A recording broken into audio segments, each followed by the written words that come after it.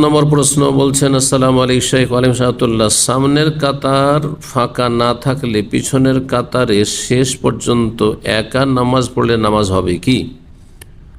যদি দেখেন যে ডানে বামে কোনো জায়গায় খালি না, সামনের কাতার ফুল হয়ে গেছে, তাহলে আপনার করণীয় কি? একদল বলছেন সামনে থেকে একজনকে টেনে নেন, আর একদল বলছেন না, টেনে নেবেন না, তার সলাতে আপনি তার খুশুকে আপনি বিঘ্নিত করলেন, তাকে ডিস্টার্ব করলেন এবং তাকে সামনে থেকে ফজিলতের জায়গা থেকে পিছনে নিয়ে আসলেন। যদিও সেই ফজিলত ইনশাআল্লাহ পেয়ে যাবে, তার হয়তো উত্তর আছে, কিন্তু খুশু তো অবশ্যই নষ্ট হইল।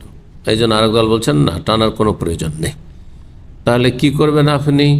একদল বলছেন অপেক্ষা করতে থাকেন, অপেক্ষা করতে থাকেন, যদি কেউ আসলো তো আসলো, আর না হইলে সালাম ফিরে দিল, দ্বিতীয় জামাত করবে, এটি একটি মত।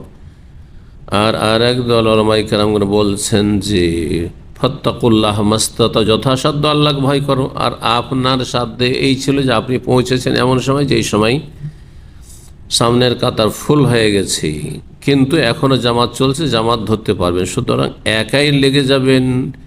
এই অবস্থায় একাই কাতারের পেছনে সালাত হয়ে যাবে, কিন্তু সামনে ডানে বামে কোনো জায়গায় লাগার সুযোগ আছে। তারপরে কেউ যদি একা কাতারের পিছনে সালাত পড়ে, নবী সাল্লাল্লাহু আলাইহি ওয়াসাল্লাম বলেছেন যে তুমি পুনরায় সালাত পড়ো, তোমার সালাত হয়নি, ফামারহু আন ইউঈদাস সালাহ, আবার তুমি সালাত পড়ো, তার সালাত বাতিল।